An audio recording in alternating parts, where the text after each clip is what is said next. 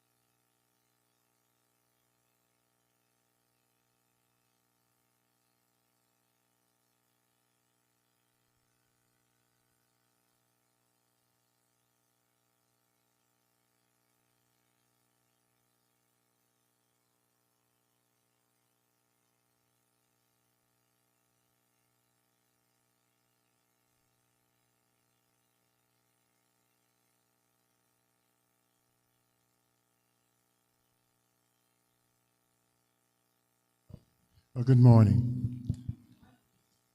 Welcome to the Ward 1 Town Hall meeting. I'm Bill Marks, and it's my pleasure to be your moderator today. Thanks to everyone for coming out. And we're just going to get right started with our invocation by Dr. Chisulo Akajan Aku.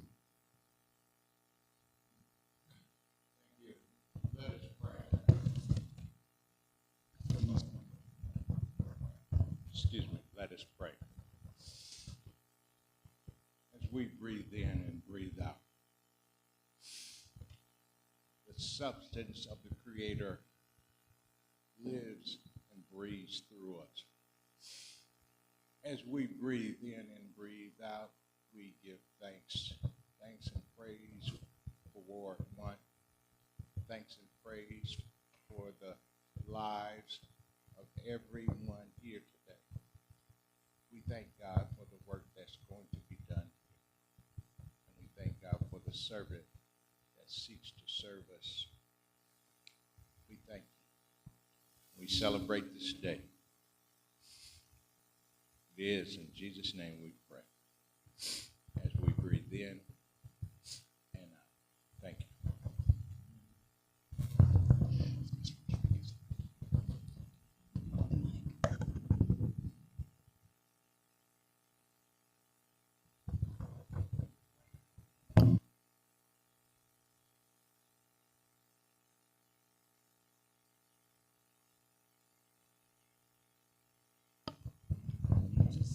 Yeah, let me just kind of put this out here a little bit. It's a little. So next up, we're going to have Ms. Holly Rodriguez. We're going to have Ms. Holly Rodriguez, if she comes up while I do this. And next after that, we'll have a Destination College Park update by Ms. Karen Jeremy. Then we'll have a 2024 recap,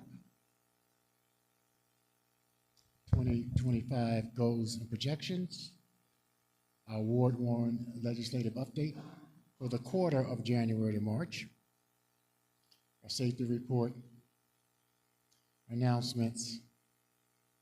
I'll have a brief Q&A, and while I'm here, let me just remind everyone, you should have gotten a piece of paper if you had a question, and if you would write down your question and pass it back to the individual, they'll bring them up and we will ask your questions at that point. And then we'll close.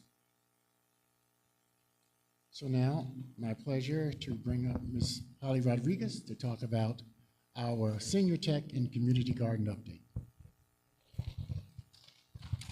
Hello, everyone. Good morning, good morning. So I'm here to tell you today is the grand opening of the Brady Technical Center and the garden. It's going to be a technology center for seniors to come and get more information on how to use your phone if something is stuck on there, how to sign up for email if you don't have one. We're going to have basic computer training classes. Some residents have asked for typing classes. So anything that you need, you guys just let us know and we will facilitate those needs. Also, we have our community garden where we will grow as a community, and a lot of our produce will go to the community. We want to structure family. Bring your family out so that we can have family days. We'll have events there for the community. We'll teach you what you can grow for each season. And we'll also funnel some of that stuff to our farmers market. We will also teach you how to make spices and canning and all that fun stuff. In the summer, we'll cook with the kids in the summer program, so it'll be a fun experience at the garden. So come join us at the Technology Center or at the garden. Thank you. Thank you so much, and I hope everyone comes over today to see the grand opening. Next, we will have Ms. Karen Jeremy to come up and chat a bit about the Destination College Park update.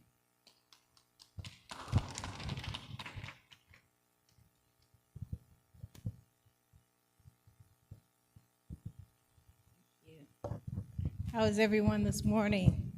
I have to do my banner. Woo! College Park! Like that. These are, you like these?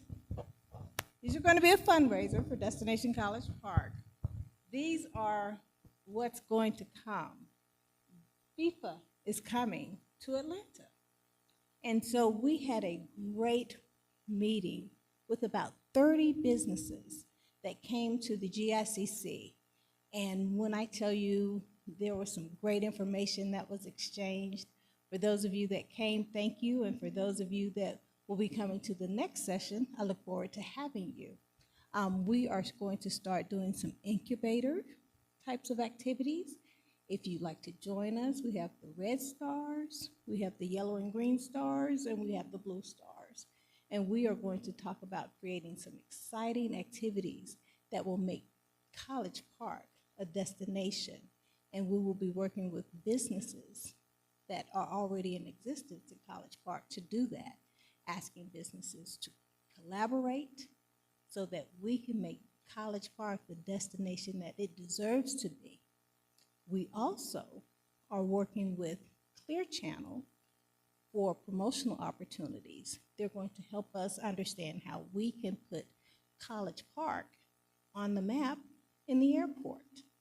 So they're going to be working with us to coach us on how we can create signage for the airport. And in addition to that, Destination College Park has created, for those who were in attendance, a social media toolkit that you'll be able to use this summer to attract people who are coming to the city for FIFA. You'll be able to use that social media toolkit to do that. So we're really excited about those things. So I invite you to come out and participate in some of the different activities that will be going on through Destination College Park. I do want to put to rest a little bit of conversation that I hear that's happening. We are not in replacement of, but we are in addition to. What I do is not in competition with the Atlanta Airport District. Not the same goal, not the same end. My focus is solely College Park. And I am not trying to do anything that would be in competition with them. So if you hear someone that's saying that, please put it to rest.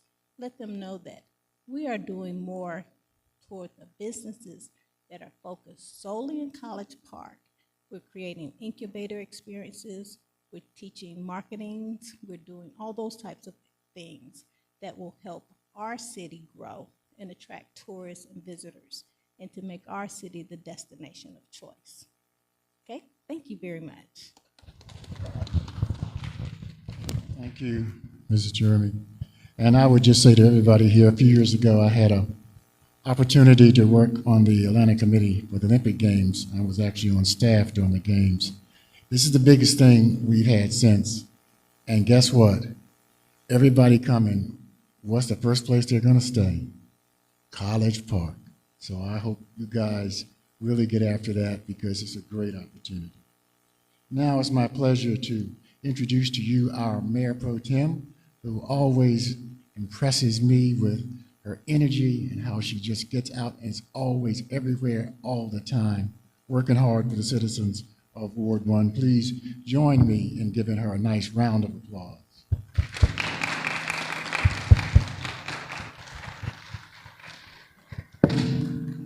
Okay, I just lost the video presentation.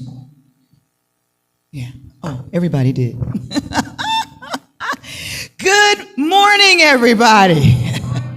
Just in case you couldn't hear anybody else that spoke, you will hear me. I'm loud. And it's good to be here. It's good to see you. I know that we have a lot of people watching on YouTube because we have a very busy day here in the city of College Park, and especially in Ward 1. And I want to thank Holly. Holly came, but she has to get right back out to the garden because we're getting ready for that grand opening. Okay, we can move through all of that. So what I want to do today is really move as fast as I can because I want to hear your questions. I think we have the opportunity for anybody in the room that has a question today for your question to be addressed. I want to spend a little bit of time going over, I feel like there's an echo, want to spend a little bit of time real quick for those of you that were not here with us in the beginning of the year to get a quick synopsis of what we did last year in the city of College Park in my first year. I'm actually in my 15th month. Woo! Made it. I rejoice every single day for the opportunity to serve, and that's no joke. Ask my husband. So I look forward to serving the city of College Park. I look forward to wearing the hats of Mayor Pro Tem.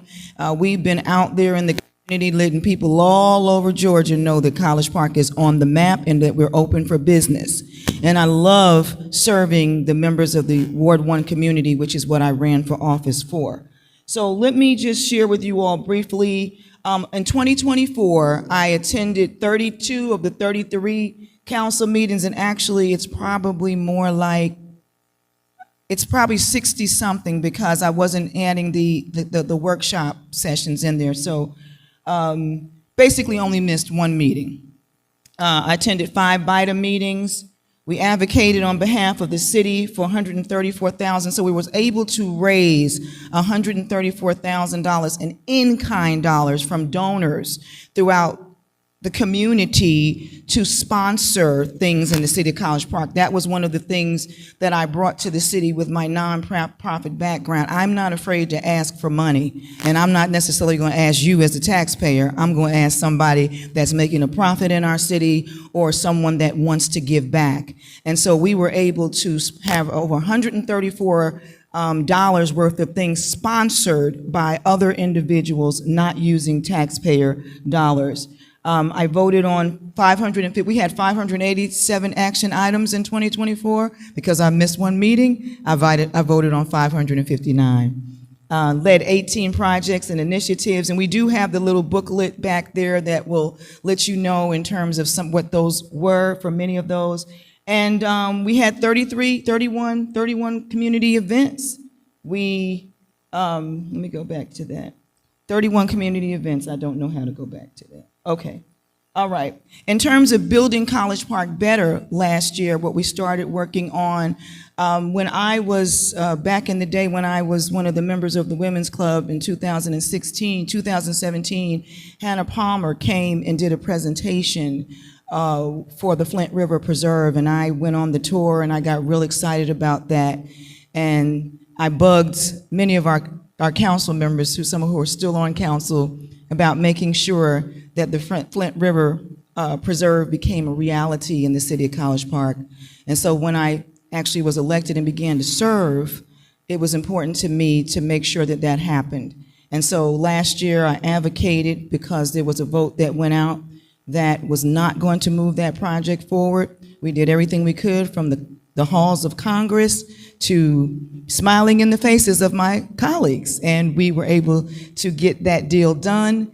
We purchased the land for the Flint River Preserve from MARTA, and we are now in the process of working with the EPA on Brownsfield grant money to clean that area up and get it ready to be one of the amazing green spaces in the city of College Park. And y'all to give yourselves a hand for that. Also, it gave me great pleasure to roll back your taxes. And this did not just impact persons who live in homes, this impacts persons who rent as well. I always let people know that even though you may not get a property tax bill when you rent and live in an apartment, your rent includes that property tax. And so when we lowered the property taxes for businesses and homeowners, it went down for everybody. So we did take your taxes down, so you will not see, unless your property value has gone way, way higher over last year, you should not see an increase in your city taxes in your next bill. 2024, I also said at the beginning of the year, our council did something in the beginning of the fiscal year that I don't think has ever been done in the history of the city of College Park. We set up within the budget, we allocated funds to do community enhancement projects. And we got fought on it, but again, just like I guess Truist Park was fought against, and everybody loves it now, don't they? And so you're going to see what, in fact, the community garden that many of us are going to see the grand opening for today is the result of those community enhancement dollars. The fact that Brady Recreation Center is going to have a new air conditioning unit is the result of us putting community enhancement dollars. The whole, everything we're doing on Main Street and the Price Barbershop are the results of the community enhancement priorities. And so this just kind of shows you some of the, I requested and I received $994,000 of funding to put back in the community. Now, the important thing to note about those, I'm not going to go through it because I want to go quickly, but I want you to look here and I want you to see on this chart that $994,000 is coming from hotel motel taxes, car rental taxes. So that means that's not taxes that you paid unless you rented a car or you stayed in a hotel. So it did not come from property. It did not come from the reserve or our general fund. But the only thing that did come through was just a few things, and that was our legislative assistant, which we have even changed that program. City's taken that on, and some of the community engagement dollars. So out of the $994,000, only $112 came out of the general fund. The rest of that was from dollars that would just sit there, and I really don't know what would be done with them because we just approved $5.4 million of those dollars to go to the building of the Botanical Gardens in Ward 4. So those are the types of projects that can be used, projects that are going to entice people to come and visit the city of College Park and make our city more attractive to persons on the outside and more warming for those of us that live inside. So some of the projects that we have going on this year and that have begun, I'm excited to let you know that the construction of our gazebo on the City Hall lawn is going to begin this coming week, right, Olivia? Well, all we had to do, so we've gotten the contract done. The contractor is just waiting to receive their funds, and we plan to have this beautiful gazebo so that when we have events on the lawn, we will have a space for the entertainers, but also as a place that you can just come and sit. And if any of you are aware of the original the lawn that was where City Hall is, it was the grounds of Cox College, Cox Women's College, back in the 1890s. And they had a beautiful gazebo, so we're putting a gazebo also in memory of that amazing college that once existed.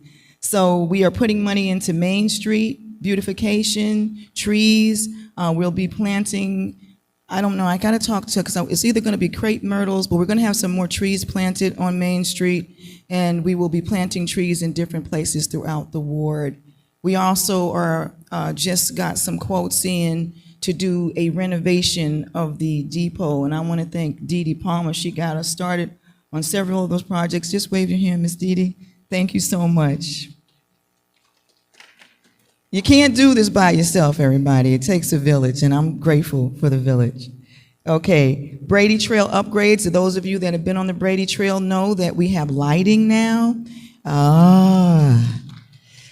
Safety cameras will be coming. We're just waiting until we determine where those spaces are, but we do have the funding for them.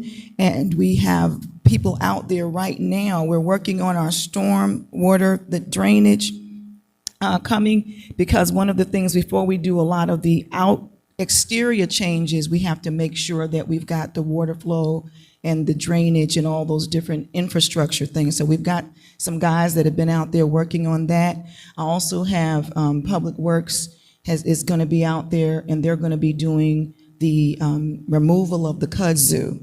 So I had tried to get the goats like Grace had years ago, but the goat people told me they weren't coming all the way down here with the goats. I don't know. We need to talk to you about that, because there's still the opportunity. We haven't got it started. But you know, the way you really want to remove kudzu is is a manner that will not that's not toxic to our environment. And the goats are really the great way. Goats are great. Okay. All right. Let me keep moving. I'm excited because we're going to have a youth golf camp this summer.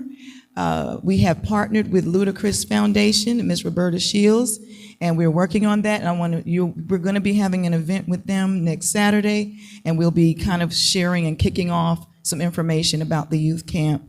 College Park, we gave $20,000, and the foundation said they would match it. So I'm looking forward to us having a really nice golf camp for our young people. Shade for Barrett Park, murals on Virginia Avenue, and the community assistance engagement. Also, the renovations, it'll be on this, the meeting that we have on April 7th. We will be voting, okay, council members? We'll be voting on spending some of that $200,000 to renovate the inside of the Price Barbershop. And some of the architectural plans have already been put in place for that, and we just want to move forward with that project. Price Barbershop is one of the only remaining historical landmarks from the original African community in the city of College Park. Now, why is that important?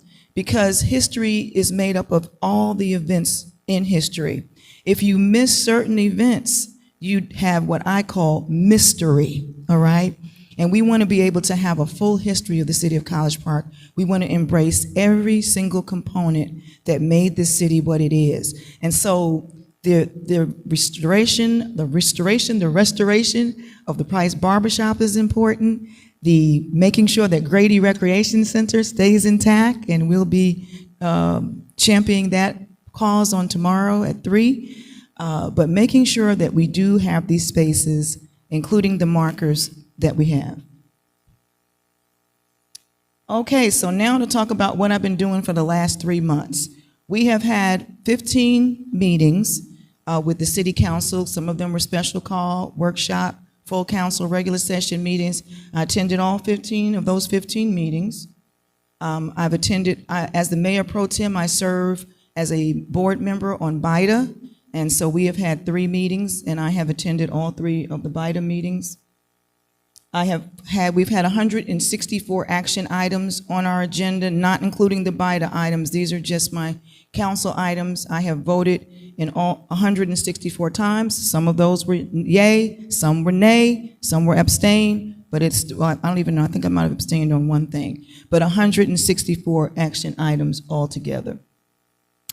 Some of the things that I'm excited about that I just kind of wanted to bring out because I think they're important to us as a community. I mean, everything we vote on is important, but there's certain things that you vote on that you almost, for me, I can't wait to get to the meeting so that I can vote and let my voice be heard and represent. And one of those was the historical markers at a temporary location. So I voted in favor of that. In fact, I believe I might have even made the motion for that, but I definitely voted in favor of historical markers. And then we had the ribbon cutting at the wine stroll, where we cut ribbon, and we now have at the depot this beautiful rendition of a map of the 6 West property with where these temporary markers will be located. So there's a sign right now, and then once we begin the building up of 6 West, those markers will actually be placed in those areas. That's just one of the ways that we remember the community. Another vote that was important to me, because I had heard from so many of our Ward 1 residents who were concerned about the traffic flow on Rugby Avenue. We met with our city manager, our police department, public works team, and then I championed the vote to reduce the speed on Rugby Avenue from 30 miles per hour to 25 miles per hour. We're also looking at the possibility of getting some cameras. If that doesn't work, we will probably do some traffic cameras in certain places to make sure that that is being adhered to. Speed bumps, I think we talked about speed bumps, but the issue with speed bumps is speed bumps also slow up emergency service vehicles from getting to you in an emergency. So we will utilize them as needed, but we really don't, that 10 to 15 seconds can make a difference, especially when you're having a heart attack or an episode. Another vote, which was very important to me because of how I feel about our recreation facilities, was the vote to put a chiller or to replace the air conditioning system in Brady. Brady is one of our few recreation centers. Recreation is so important because it becomes an outlet for our young people. It's just a way to blow off some steam, but it also keeps them out of trouble and into good stuff. And so we definitely need to have all three of our recreation centers operating at full mast. And the Brady Center, those of you that come today, the air conditioning may work, it may not work, but come April, it's going to be working. That was a $385,000 replacement, and I put $200,000 of our community enhancement priority monies into making sure that that got done. And the next one, which was controversial, and I'm willing to entertain any questions and continue to have conversations on this. I voted in favor of House Bill 581, which was a bill that gives us the ability to determine what our property taxes will be in the city of College Park. Our council is very conservative when it comes to finances, especially when it comes to taxes. And we wanted to maintain the ability to determine what that would look like over the years. Now, I will tell people that because we chose to opt out, House Bill 92, I believe it was passed as well, would require all cities that have opted out to have to opt out again every year. Now, what is the good thing about that? Is that it gives us this opportunity to look at how our tax structure is over the next year. And if we decide that we want state intervention and we want them to set our rate according to inflation, we can still do that. But had we opted into it now, we would have never been able to say we don't want to be a part of that. So I think it's better, I'd rather be on the side of caution and give ourselves the opportunity to see down the line how this is working, because it's been working for us. We still have very low taxes in the city of College Park compared to some other cities. And so I will continue to listen and to hear your voices, after speaking to several of you, but also making that decision myself, I thought that it would be best for us to have options. And so we opted out. And it was a unanimous vote from our council. Finally, one of the things that I'm probably the most proud of and that we had to come back again with this year is I voted for 100% tax exemption for persons 65 and up that own homes. That's right, Beulah, you might as well. Beulah came down. Yeah, I mean, I would have never heard the end of it. Aside from the fact I'm just a couple of years shy of being 65 myself, I didn't do it for myself. I did it because I realized that when we start putting income, see, what we did is we had a tax exemption, but you can only make $40,000. And then we said $80,000. And then I start thinking about it. It probably takes $80,000 to still pay your mortgage. Not everybody's mortgage is paid off. And I was talking to seniors that were telling me, Mackenzie, I can't pay for cable because I have to save that money for my taxes. And I feel that after you reach a certain age and you put in a certain, your legacy. And there's two groups in this community that I am always going to go bananas in support to the 100. And that is our youth and our seniors. And our seniors, because you've done this, you've been here, and we have to honor you. Our youth, because they need the chance. That's right, okay? And they need to be guarded. All right, so just some of the things we did. We've had 2 community give backs this the first 3 months. We've had amazing, we gave away items, not just food, but clothing. You know, you have a lot of groups that they want to give Thanksgiving, they want to give Christmas, and that's great. But people got to live the other 12 months of the year. So we've been able to have these community gift backs with no financial obligation to the city of College Park. No College Park money goes into these give backs. Only thing we do is use the Keith James Auditorium. And we have them during the day, so staff doesn't have to come out extra. Even though I wouldn't mind paying my staff extra, they don't have to. So these are completely funded by the organizations that you see here. And then the final thing, one of the things that, because I'm not going to go through everything we did, because otherwise we wouldn't have the time for questions, and that's really what we want to do today.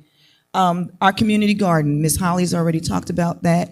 That is an initiative that came out of our community engagement dollars, and I'm very excited about it because even myself at my young age, every time I get an iPhone update and things change, I gotta pivot to understand what they're doing. And there's so much evolving with technology every single day that our seniors need to have some help. And so Ms. Holly, that is one of the things she specializes in with technology. She told you what she's going to do. So in the technology center, we'll be doing that.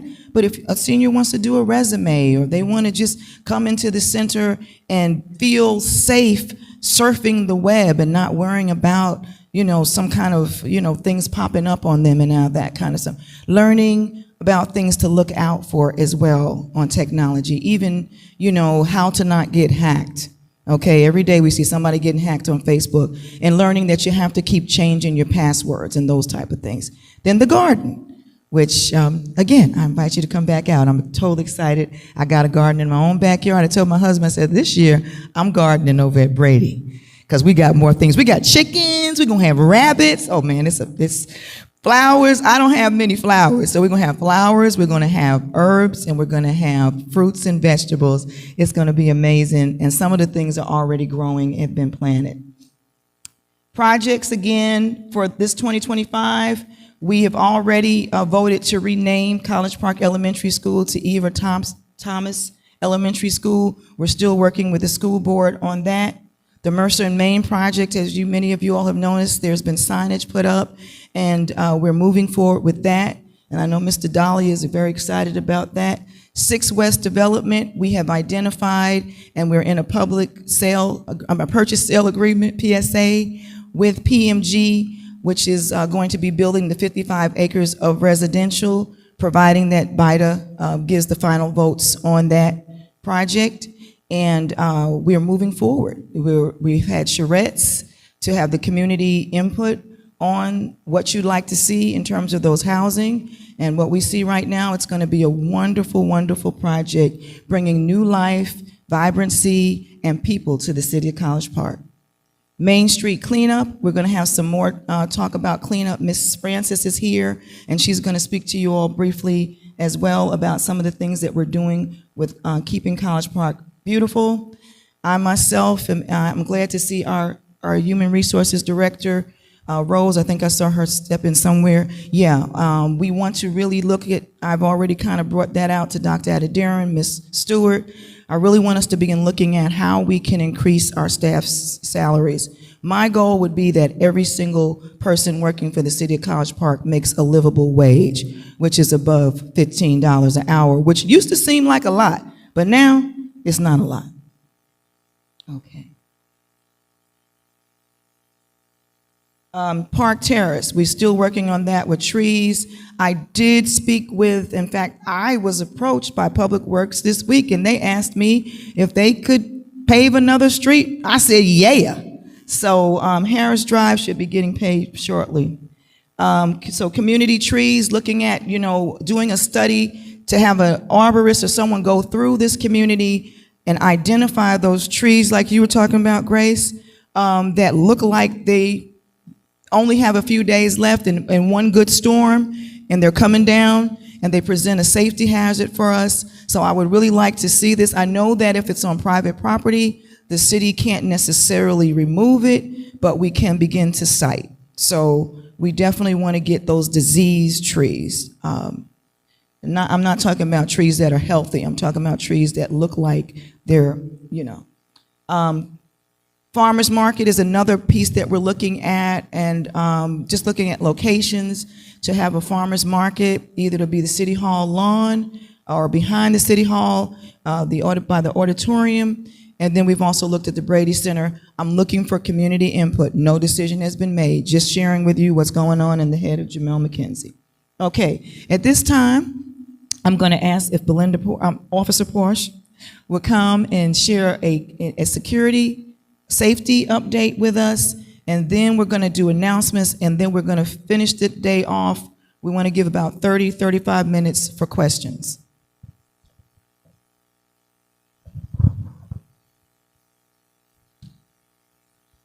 Good morning, everyone. What I'm getting ready to present to you all is the College Park Police Department's CompStat report. Before I start, I want to thank you all for listening to me on my last time I approached you all about vehicles being broken into. It actually has gone down. There are 3 categories. We have crime against person, crime against property, and crime against society. From this month, the month of March is actually up from February, but February is a 28-day month, and you know, of course, March is 31 days. So we have had a total of 7 crimes that occurred in Ward 1, and they were assaults, 7 assaults, which is up by 3. And up 40% from last month. Crime against property is down tremendously, 44%. There were 26 crimes for the month of March, and there were 47 for the month of February. So crime decreased tremendously, and we thank you all for working with each other to bring that down. Crime against society is slightly up, but the only reason why it's up is because crime against society are crimes such as drug violation, gambling, pornography, prostitution, weapon violation, animal cruelty. That is up in College Park. Correct, yes, it's up in the city, but overall crime, total Group A crimes are slightly down 18%. So you all are all working together as a community, and you are doing what you have to do. You are protecting each other and yourselves, and College Park Police Department would like to thank you. Chief Roger would like to thank you all. So continue doing what you do, because guess what? We're all working together, not just the police department. Thank you all.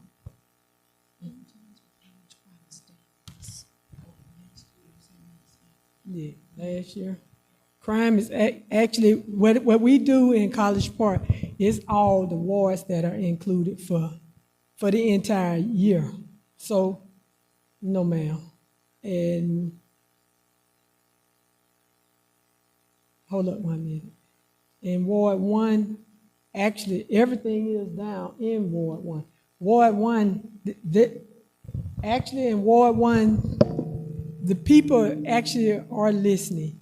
They're listening everywhere, but I'm gonna bring up something that shows our stats overall, and what it shows that in the city of College Park, in Ward 1, it is like second to the lowest crime in the city of College Park. And the reason being, Ward 3, Ward 1 is residential homes. So as a group, the homestead, you all are working together. Even in College View Hill, you know, we have these meetings in College View Hill, and you all, it actually has come down. You are getting the children in control. The parents are actually coming together as one, working with each other, and you're bringing the crime down in that area. So in Ward 1, it was actually down 18% total from last year. So that is great. And like I said, entering the autos, taking people's properties, like everyone is working together. You're no longer leaving your purse on an empty purse on the seat of your vehicle and someone break in, remove that empty purse, and get disappointed. But you got all this damage to your vehicle, all because you left an empty purse on your seat. So we thank you all for working and listening and hearing us. Because even though there is a police department in the city of College Park, we can't do our job unless we do it together. We need you all to help us. Because when you see something happening, you all are making sure that we are responding quickly because you all are contacting us. Also, Councilwoman McKenzie and we spoke on yesterday in reference to having the yellow lines, there's no parking. A lot of people on Walker Avenue are having problems with people parking on Walker Avenue and going into the restaurants, breakfast bars, and so on to eat. And the residents over there can't park their vehicle. They cannot travel down that roadway. Even though you all may not think that's a problem because you don't live on Walker Avenue, that's a huge problem for the people that lives there. But we're working together to try to get this under control so that that problem will go away. Not only on Walker, but also we spoke about John Wesley, the one-way that has been turned into a one-way. I went through there yesterday and I noticed several vehicles parked on the side of the road, on the sidewalk, which we all know in the city of College Park, officers are going to do their job and they are going to cite you. Your vehicle may also be impounded. So don't get upset when you're the one that's doing the crime. You parked your vehicle illegally and then you feel like I can just wander throughout the city. Some people actually park their vehicles in College Park and leave and get on the train to go somewhere else because they feel like no one around here is going to say anything. So don't get upset with Officer Porch when she pulls up behind you and she gives you a citation or she impounds your vehicle, because I don't mind doing my job, and Councilwoman McKenzie knows this. And I come to her and I let her know, hey, these are the issues that I have. And she listens to me. So if you all have something you want to bring to her attention, please do so. If you feel like the police department isn't doing something, let her know. She is going to address it. And I know when she comes to me, I'm going to do my best to handle it, because Chief Rogers is not going to come down on me for not doing my job. I do believe in doing the job, okay? Anyone has any questions? All right now. Thank you all. Thank you. Officer Parsh is our Ward 1 community officer. So, and she knows when I found out we were getting community officers back, I went right away and made sure I got her. All right, I do want to just, Olivia, I wanted to just introduce everybody to Olivia Dorsey. Olivia, just stand up for a second. You standing up. Olivia is our Ward 1, she is our, excuse me, let me go back on that. This thing doesn't let you go back, does it? Oh, that way, you gotta do that. So Olivia is the person who's keeping my schedule, calendar, just want to make sure. It's important to me to hear you, okay? And so we have to have multiple ways. If you see me in the street, that's fine. But sometimes you may say, hey, Jamel, I need you to call me. And then I'll be like, okay, I'm gonna call you, right? And then boom, boom. So Olivia is around. Pam is another person you all met Pam Greer. Usually if you see me, I'm with one or the other of them, so we can just make sure that you get what you need from your city government as well. So you can email, but as well, here's me, but Olivia, all my emails go to Olivia too. So we double making sure that everybody gets, their voices get heard, okay? So her telephone number is listed here, 470-707-6323. And she is olivia.dorsey@collegeparkga.com. And I'm just so happy to have Olivia. Olivia comes with an amazing background, and I'm just grateful to have her here in the city of College Park. I'm not going to tell you all about her. I'll let her tell you. Thank you, Olivia, for everything. Okay. In terms of announcements, real quick, today is our senior tech. Oh, let me go back on that. The public safety. Y'all, did you all hear that we're down by 18% over last year in crime? That's huge. That is huge. Okay, I just had to, thank you, Forrest. I know it's because you're here with us, okay? But today at 2 o'clock, would love to see you all come back out again. Sunday, March 30th, tomorrow, we're having a community rally at 2 o'clock, and that is for persons that would like to speak about Brady. We want to, there is a voice of the community, and I'm in agreement with it. I'm not afraid to admit that I am in agreement. I do not want to see the Brady Center removed or replaced. And so we do have people that will be coming out to speak about not just Brady, but historic preservation in the city of College Park. Monday, March 31st, Mr. Russell, we're having our senior Lego championship. All right. And Mr. Russell said he going for the gold, okay? So and so we're excited about that. We got everything together, Mr. Russell. That is for Miss. Yes, sir. Well, it doesn't have your name on it yet, but it will get your name on it. We'll get it on it, okay? Okay. I see he's talking faith, okay? On Friday, next Friday, April 4th, we'll be having our Community Thrive event again, and that's where we give away food, clothing. There were beds that were given by Ashley Furniture. Those beds the bed in the box should be delivered to people this week. And they just had to order more. They were only going to do a few beds, but because of the amount of people we had, they decided to do more beds, and an order had to be placed. Saturday, April 5th, we're having the Ludacris Foundation Foundation Drive Put in Chip, and that is one of the events that we are working on with the Ludacris Foundation. Monday, April 7th is our next council meeting. Workshop begins at 6 o'clock. Saturday, April 12th, we're having a Grady Hospital Focus Study Group.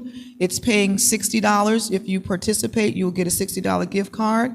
We have space for 10 people. If you would like to be a part of that, it's going to be 9:30 in the morning at Tracy Wyatt. Please see Recreation Center. Please see Olivia before you leave, because probably everybody in here that wants to do that study, we're not going to put this on Facebook. We're not putting this on social media, okay? She will get your information, then you'll get an email back from them. And again, there is a Grady Hospital.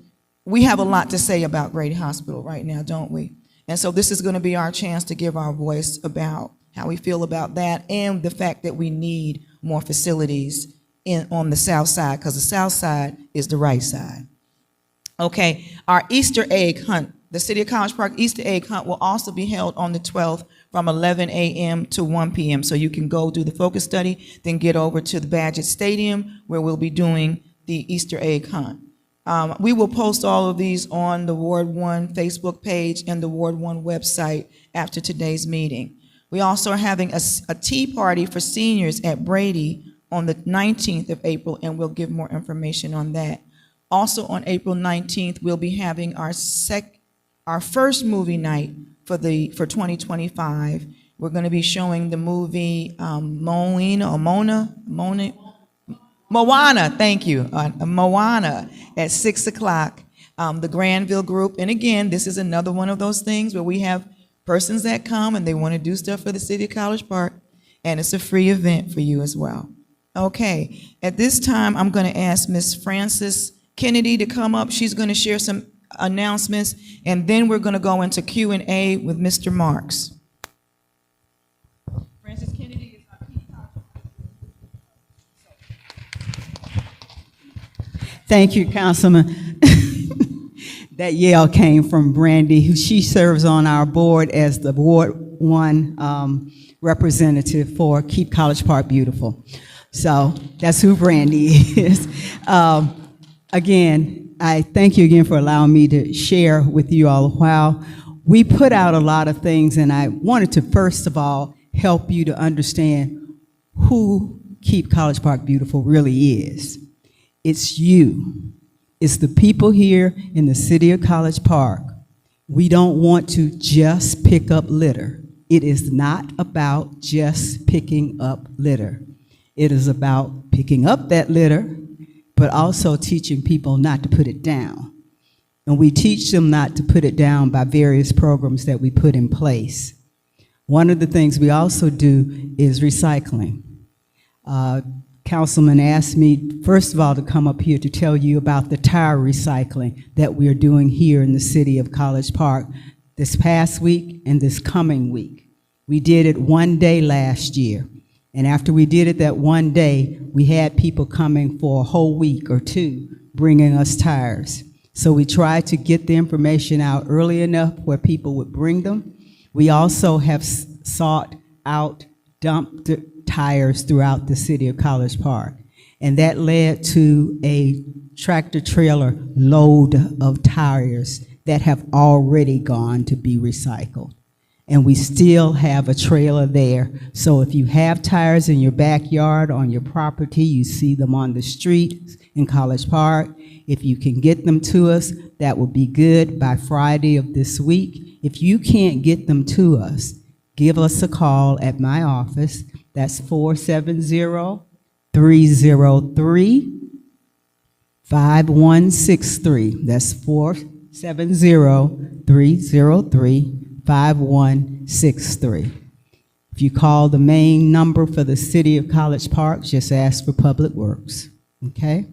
So that's how you get in touch with this. I have these flyers that if you want to pick one up to remind yourself to give to someone else, you can do that before you leave. Additionally, we are also involved in not only recycling and not only tires, but we're interested in all types of recycling. So any recycling that you may do here in the city of College Park, please make good use of our recycling centers. We have two. One that's over on Riverdale Road by Phillips Park, and one that's right over across the street on Harvard. Please use them, but please be responsible. Put the materials in the containers, not around the containers. And if it's full, let Public Works know. If we know it's full, then we can do something about it. But if you put paper, in particular, on top of paper, and it's standing up and waving at the wind, it's going to wave across the city. And so we need to know that litter is fluid. And if you don't put it away properly, then it's going to go all over your city. And that's what we're trying to prevent. Okay? The other thing that we do is beautification. We do plant flowers. We do paint murals in certain cases and other places. We do all sorts of things that can make your community beautiful. So don't get hung up on the litter pickup. Don't get hung up on the recycling. Don't get hung up on the beautification. Get hung up on all of it. We need all of you to be involved. And the one other thing, and I'm going to say, know that I'm always available. The number I gave you is my cell phone number. Okay, so when you call that number, you're going to get me. You're not going to get somebody else in Public Works. That's who you're going to get. We, as a city of College Park, became the first city to sign up for the national event, which is known as the Greatest American Cleanup. We were the first city in the country to sign up. So now we got to show out. We got to do our part. The commitment was to do 3 programs each year that were different until we reached the 250th birthday of the country, which is next July 4th, 2026. We did tire recycling on a small level last year. We did beautification in front of some of the apartments, and Bacadero was one, and I forget the name of the other one on Frontage Road. We did that. And that was beautification, that was flower planting and recycling. And of course, you all know about our citywide cleanups. We do them each year. Because of Brandy, she's made suggestions for some other items that we could look at this year in the city of College Park. And because of that, we also received another grant from Keep America Beautiful. So she's doing her part and telling me, and I tell them all the time, tell me what you want to do, and I will try to make it happen. But we have to do certain things. You have to tell me. I don't know everything going on in College Park. I'm not going to be able to do everything you suggest. But if you don't suggest it, I grant you one thing, it won't get done. So we are participating in the Greatest American Cleanup. This flyer is here. I'll have it also in the back. It has a QR code on the bottom that you can sign up to be a part of the Greatest American Cleanup. All you're signing up to do is to do your part. They ask that everyone who signs up pick up at least 25 pieces of litter, okay? If you ever have done a cleanup, you've gotten more than 25 pieces. So we're not asking anything great, but the reason you would sign up is to show that our community, that you are involved. This sign up goes to national. This doesn't come to me. It goes to national. It's 3 questions on there. Your name, are you doing it for yourself or the community? And then that's all it is. And on the back, if you want to share with us that you take part in the City of College Park, another QR code, a few more questions, only 9, but it'll only take you 5 minutes. I filled it out, Brandy has filled it out, so I'm not asking you to do anything that I won't do. And we are fixing to stop because they want me to shut up. So I'm gonna stop. No, I'll be around. Thank you. Thank you very much, Ms. Francis. We appreciate that. And everybody, I hope you are joining into that program. So we're going to do some Q&A now.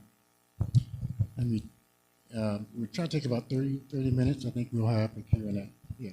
So I have some questions here. And interestingly enough, I'm going to answer the first question because I know the answer to these questions. The question is, why are we the most violent city in Georgia as reported by WSB-TV? I feel safe, so it makes no sense to me. I happen to be one of your communications consultants, and so I interacted with that story. It was a wonderful story about our brand new botanical garden, if you saw it. It was sort of put together by the Fulton County Commission PR folks and the chairman of the Fulton County Commission, the Honorable Rob Pitts.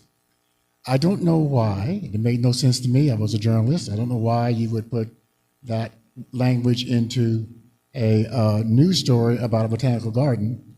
So I expressed my concern, I'll put it that way, with the folks down at WSB, and they were very open to my point of view. If you click on that story now, it will not say we're the most dangerous city in America or in the county. It won't say that in the story. It won't say that in the banner. It won't even say that in the URL. So if in the future, when people click on the Atlanta Botanical Garden, it won't say that. I'll give them their due for doing the right thing and fixing that. I don't have an answer for you on why they did it. It makes no sense.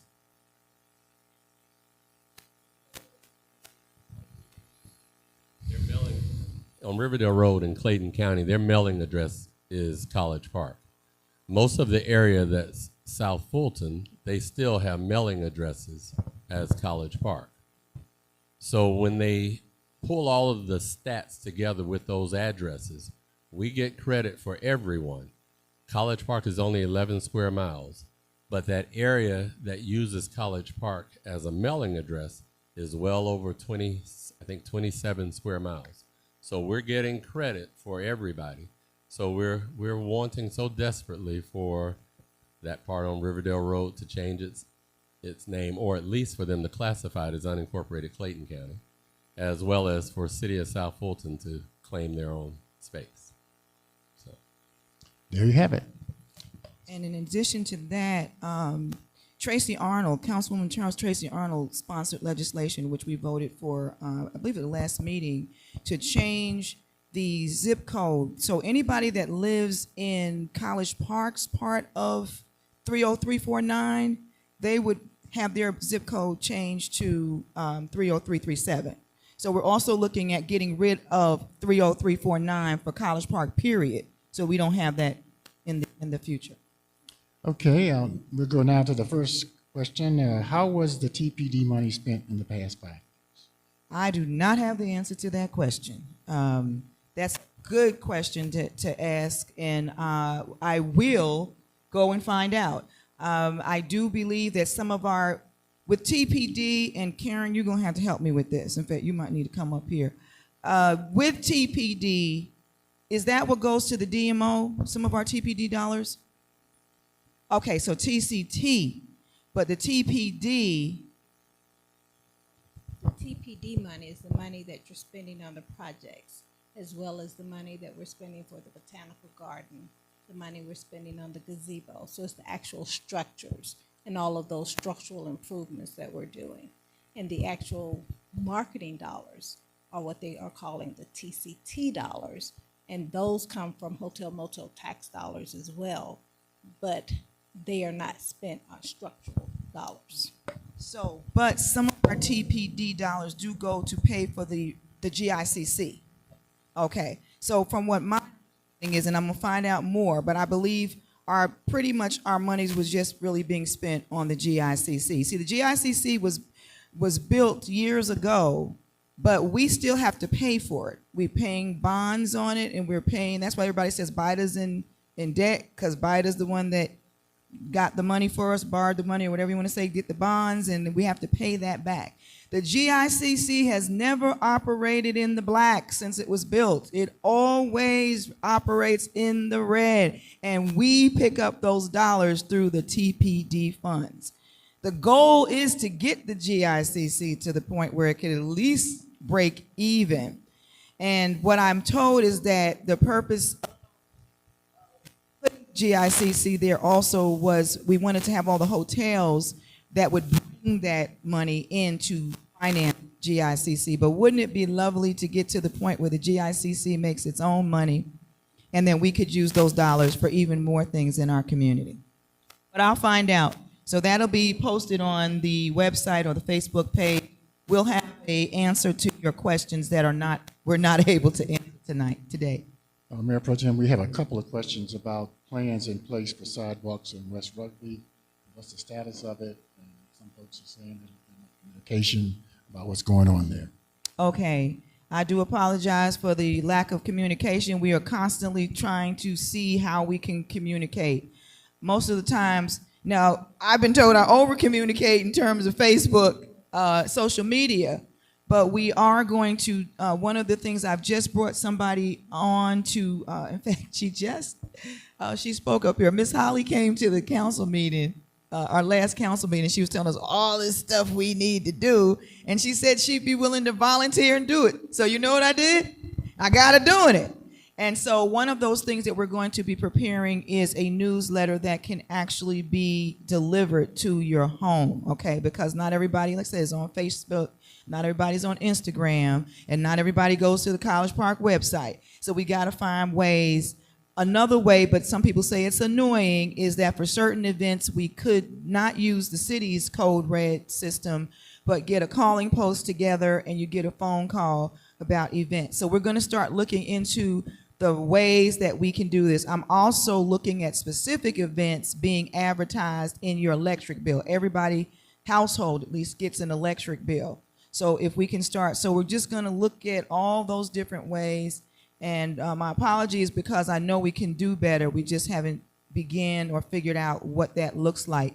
In terms of the sidewalks on Rugby, I'm putting this into the next budget for us to do the sidewalks that would go from on Washington Road. In fact, met with MARTA, was it last week? Last week met with MARTA, because one of my concerns also has been the bus stops that we have that don't even have, they didn't even have any concrete. So then we put a little tiny pad, but I told the people from MARTA, I said, but now you gotta know how to do hopscotch when you get off the bus, because you wanna make sure you get your first foot on the little tiny pad, and then your next foot, you know, in the street, so you don't get in the mud, especially, you know, on a rainy day like it's gonna be tomorrow. So we want to have sidewalks going all the way Washington Road, from Herschel Road up to Lyle. And then we want to be looking at sidewalks where we don't have sidewalks on Rugby. So you'd be able to walk on the sidewalk all the way from Herschel Road and come on up to Barrett Park. So that is in my new budget. That will be in my new budget, which will be voted upon. And so I'm asking for all the people in the back. No, that's just a little saying. Everybody in the back, right? Come on out when we're doing the budget hearings. I'm going to share my budget ideas with you and come down for that public comment and say, tell my fellow legislators that we definitely want the money for those sidewalks, okay? Because I'm going to put it in the budget. I just need them to vote, okay, sir? All right. I'm so- going to try to answer every single question we can, so, Yeah, you know, I might give a long answer, but we're not going to, I definitely want us to answer the questions today for you. Okay, so speaking of communications, someone said there was no signage for this meeting on Herschel Road, and some people may have missed it. I don't know if we didn't have signage or not. Officer Porsche, can you hear me? Okay. Just let her know that we need to add Herschel Road onto the signs for the meetings, okay? All right. So we just ordered some more. Actually, what happened is people just kept taking my signs. We were running out of signs. So we even had some signs burn out after the last community meeting. Somebody tried to burn up our signs. So we have had to replace, yes. So we have had to replace Ward 1 signs for our meetings. When we got ready for the meeting, we realized we only had 11 signs left out of tens of signs. And yes, sir. Oh, you got one? Oh, okay. Okay, so I'll let you know to put your sign out. Okay, thank you. At least one. They didn't all just disappear by osmosis. Okay, thank you, sir. Oh. Good point. Also, we just got a spanking brand new, now she's not spanking brand new in the industry, but spanking brand new communications director for the city of College Park, Antoinette Govan, and I'm gonna try to get her at our next meeting. She is absolutely amazing. And she is looking at, we really wanna revive our TV 23, the city of College Park station, to really be relevant and have a lot of information. And Jeremy Sally, one of our FIFA big time people, just came in with the American Soccer, is it Foundation or? Thank you, Jeremy. Jeremy's here, going to be working with us for FIFA, World Cup and all of that. Just good to see him come in. Okay. And I want to update plans for the water and sewer work. The person says they see leaky streets. Did we not vote for a penny tax to make this a priority? Very good question.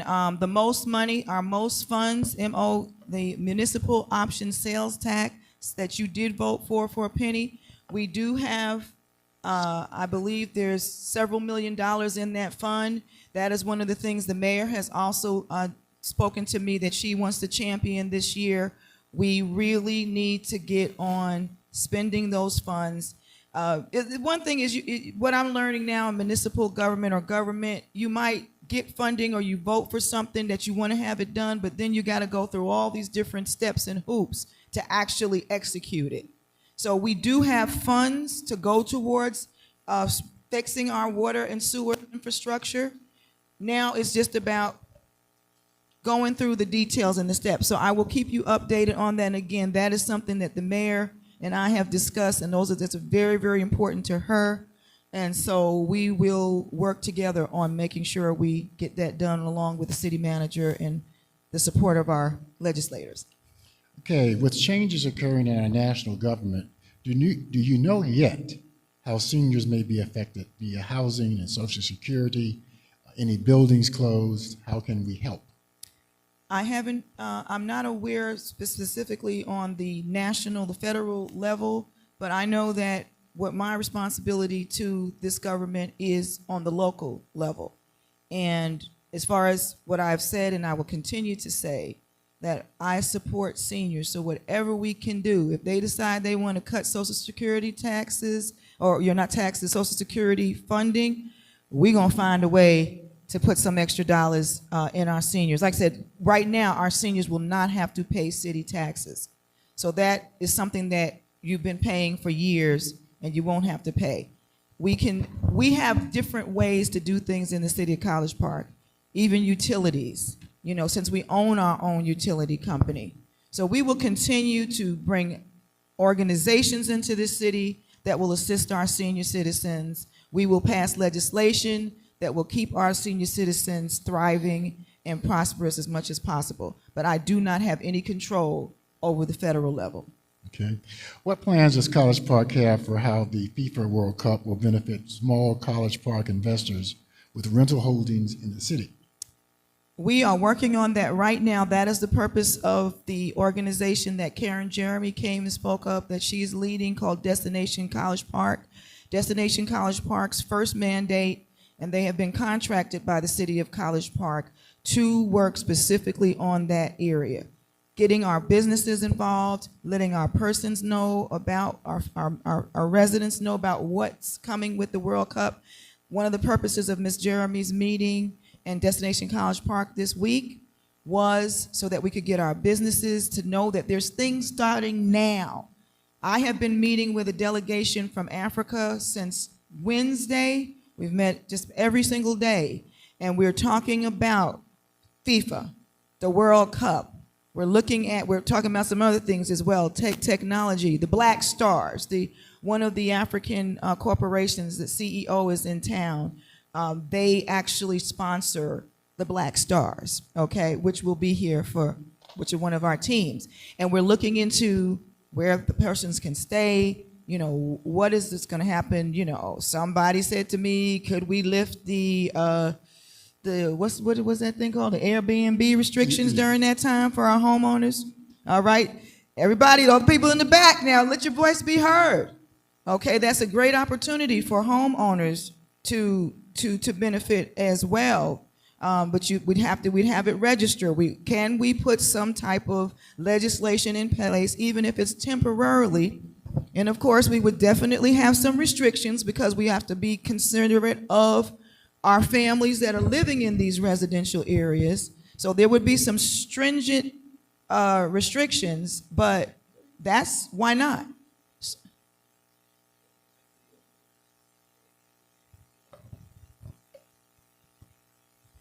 I actually owned a home in a neighborhood in Fairburn where we had a homeowners association, but somehow we forgot to put in the bylaws no Airbnb. Well, of course, you can rent out to them, but once they get in there, if you're not there watching, it becomes something else. So almost 15 of the homes in there started Airbnb-ing. Others became purchased by a private company, which of course resulted in $350,000 homes not being able to be sold for $300,000. So Airbnbs will affect your community. It could be for the good, it could be for the bad, but a lot of neighborhoods don't allow them because of what occurs in those homes. And that is true. And that is why and that's one of the reasons we don't have them in College Park now. But if we were going to do it, and I'm just talking about temporarily, we would have to really put some very strong restrictions on it, okay? But again, this is a major opportunity. $400 million is coming to the Atlanta area, and we've already looked at, Mrs. Jeremy, you said that each 600,000 people coming, we're looking at each of them spending $1,070, which includes the hotel room, food, items that they're going to be eating. No, I said food already. Items that they will purchase. So when we look at that, we need to be ready. This can be a game changer for the local businesses here in the city of College Park that can impact us for years to come. I see businesses getting started during that time that will get enough so that that will just catapult them into the future, even when we don't have this type of income coming to us. So I would love to have a think tank, and I'm going to ask you to reach out directly to Karen Jeremy, because that is a discussion that we need to have as a community, okay? Ronnie Wyatt gave a very good argument why we don't do it, and so we would have to hear an argument that would support doing it. Okay, the last question is, first, this individual wants to thank the Officer Porsche for going above and beyond the duty for Walker Avenue parking, but also, what is the parking resolution for Walker Avenue? The parking resolution, where's Officer Porsche? Oh, okay, can you speak on that, please? And since you gave and I do see somebody from, I see one of my brothers from Walker. Sean. Sean, okay.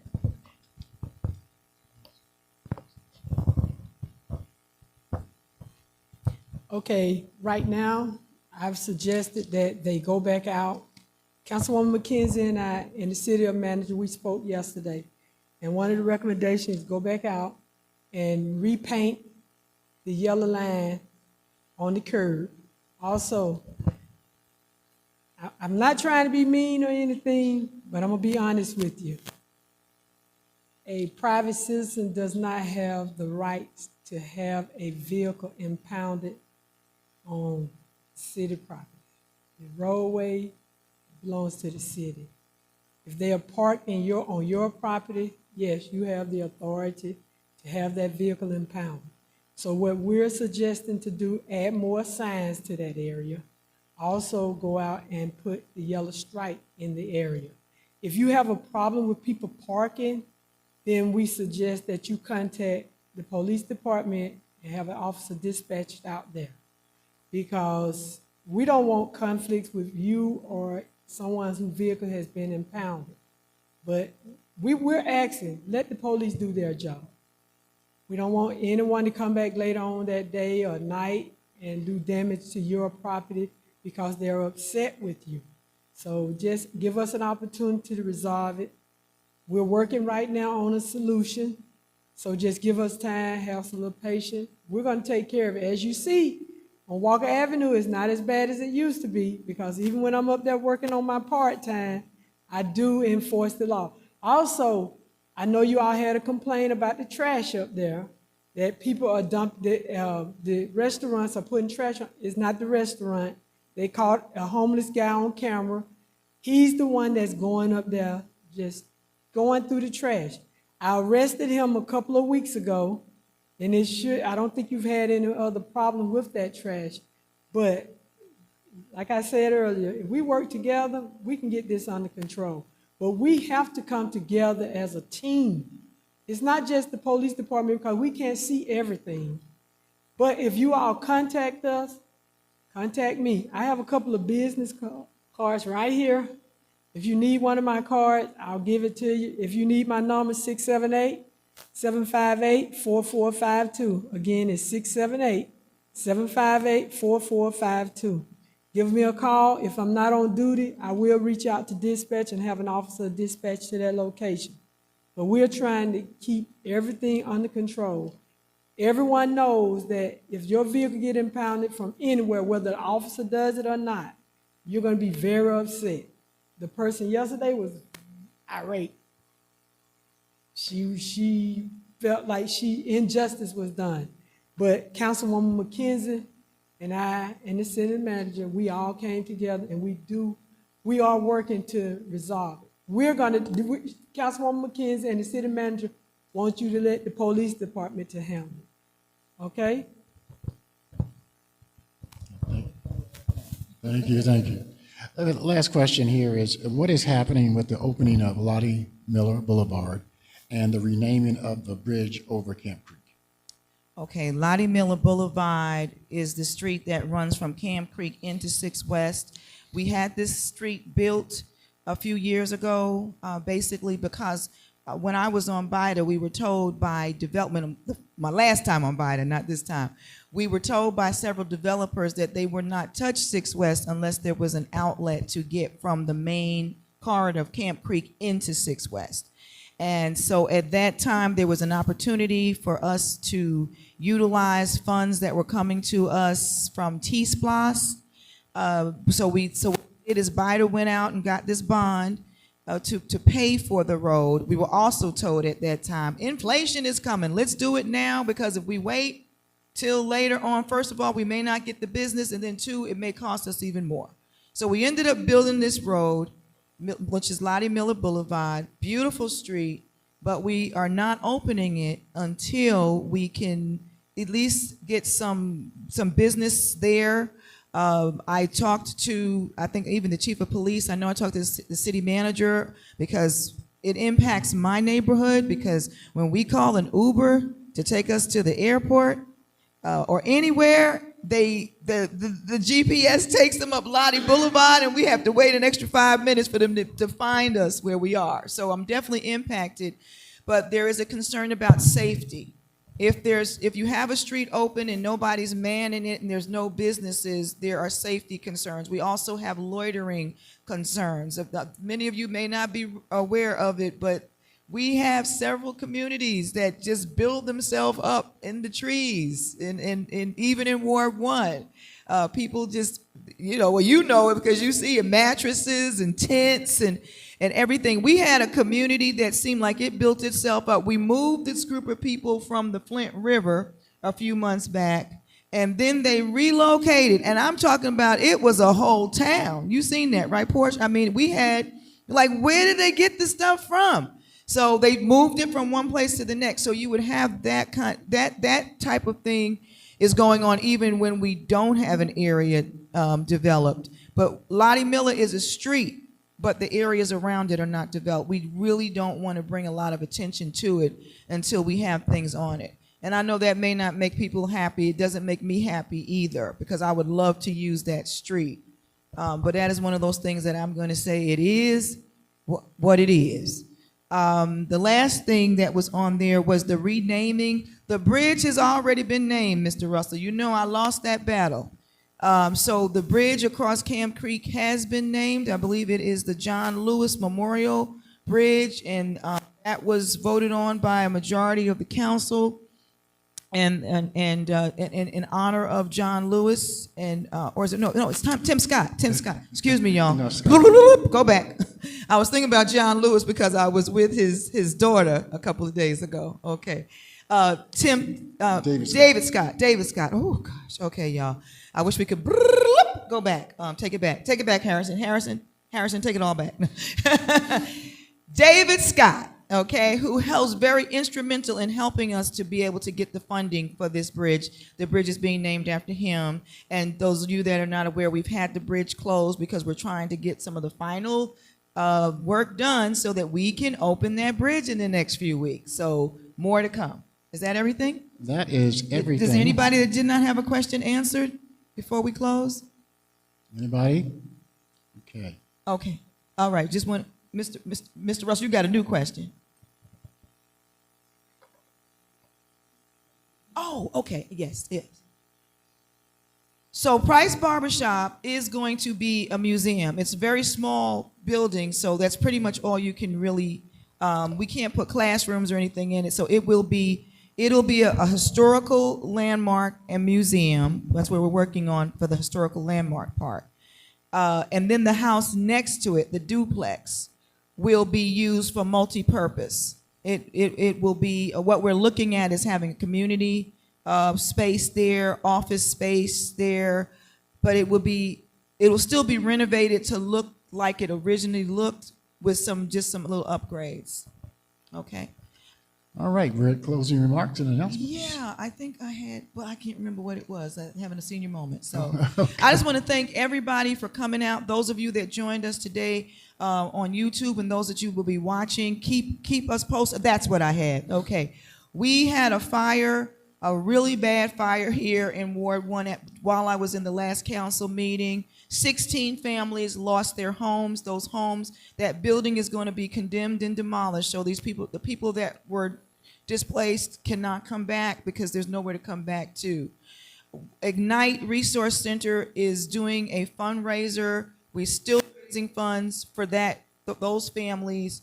They are not collecting items yet because the most important thing for people now is for them to find somewhere to stay.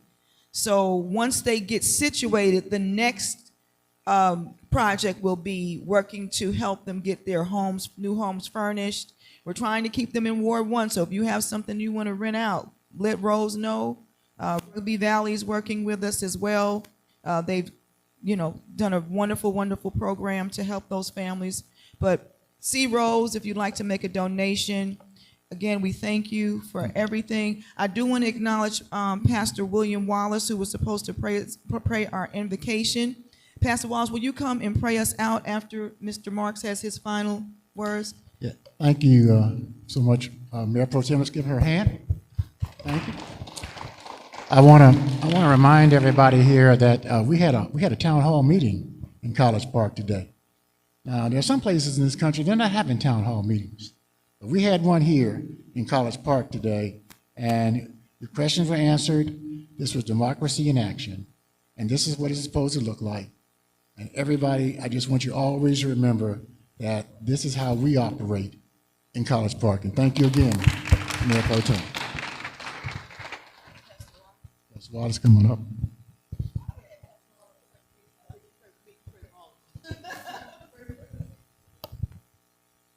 Father God, in the name of Jesus, Lord, we just thank you. We bless your name, Lord. We thank you for just this opportunity to come together.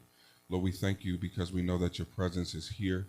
We thank you that you're looking down on all of this, Lord, and we're just asking that you would just continue to speak with wisdom, with clarity, so that we know exactly what it is that we need to be doing in this season in our midst. Lord, we thank you right now for all the people who have gathered here. And while we're here, God, we're just asking that you would just release a special blessing on each and every one of them that are here and watching live, Lord, that you would touch them in their lives, oh God, whatever areas of their lives that have a need, Lord, that you would meet it in this moment, oh God. And we just thank you for the collective minds who have a will to do kingdom work, but also, Lord, to do community work in this city. And so we thank you in advance for the things that you're doing and getting ready to do. In Jesus' name we pray, amen.